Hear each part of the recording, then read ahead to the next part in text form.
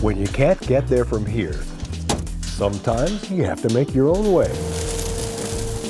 One of the issues with this site is we own an access, or the state owns an access to the site, but it's covered in some scrubby cedars and little trees like that. So in order to be able to get our equipment up here, we needed to chew a road through that early successional forest right there. And nothing rare known from that site or anything, it just allows us access for management. A machine made possible by a federal grant gets the job done. That's what's called a forestry mulcher or a masticator on a skid steer. We all take turns on the machine. It's almost like mowing the yard, but on a much larger scale.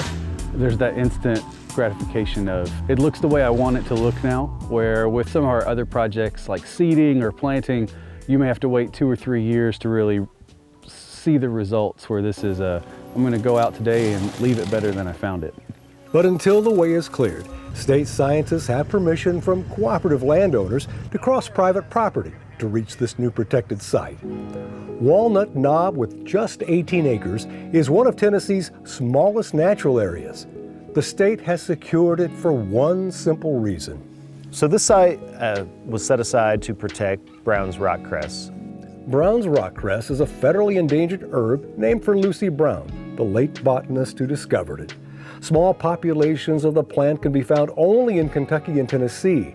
The plant craves limestone outcrops covered in moss. So this is a perennial, but we think it only lives about 5 years. Don't have any evidence that it lives longer than 5 years that I've seen. It's got tiny white flowers, it's in the mustard family, and it has this very narrow margin of habitat that is those rock outcrops, but it's also a certain slope and a certain aspect, and it needs something to grow in as well. It can't just be bare rock. So you'll see it growing in moss, layers of moss.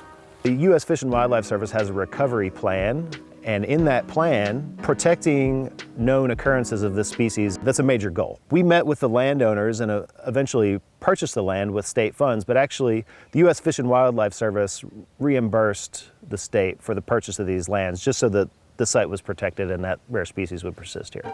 Finding these plants in such a remote Smith County location became the responsibility of state botanists. It took some difficult detective work, uncovering evidence with modern geographic information system technology to finally track the plants to the small hillside. There was not a site in Tennessee for this species for the state. I had searched unsuccessfully, this was in 2011, I'd searched unsuccessfully, was finding habitat, was finding some things, invasive plants, right in the place where Brown's rockcress should be. Getting discouraged, and then came up here. This is like one of the last places I was gonna go. And I came through these fields and had a prospect point based on the habitat, and walked in these woods just, maybe 40, 50 feet, and there it was. It's a relief, because that's the whole point.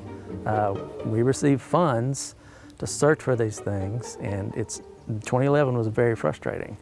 And this was kind of my last chance, and it felt really great. Yeah. But just because this property has been purchased by the state doesn't mean the rare plant is no longer in danger. It still faces serious threats. So invasive species are a concern here. The two main ones that we would be dealing with are Japanese honeysuckle and tree of heaven. The threat would be a habitat loss. As you have an invasive species, it's taking the place of a native species.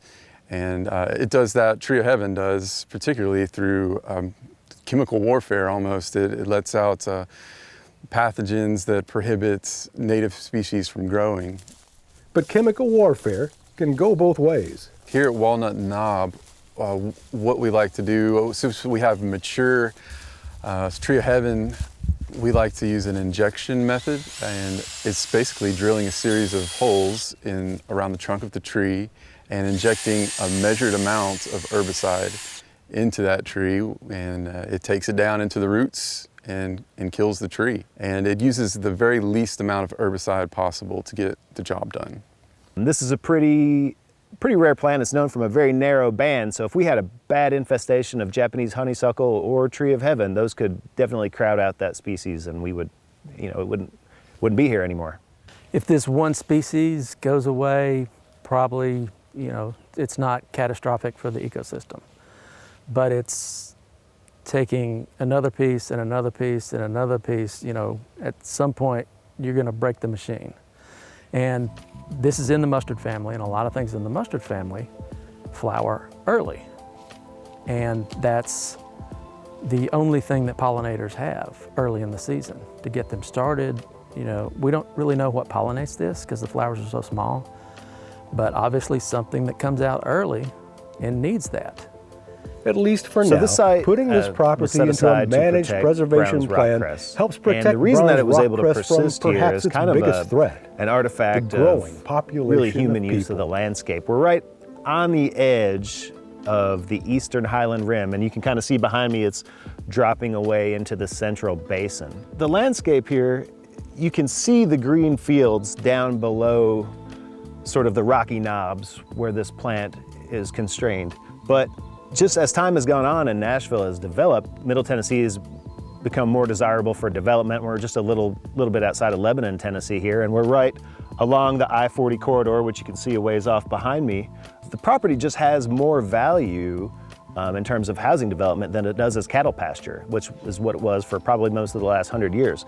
So now as we're looking out across the site, you can see a house, a house, a house, a house, a house. And I think that's only gonna be more the norm as time goes on. It's, Middle Tennessee is a great place to live, and these are great places to build houses. I don't fault anybody for that, but if you're looking to preserve rare species, which is what we're doing, you do have to kind of sew up some of these properties to make sure they don't get developed.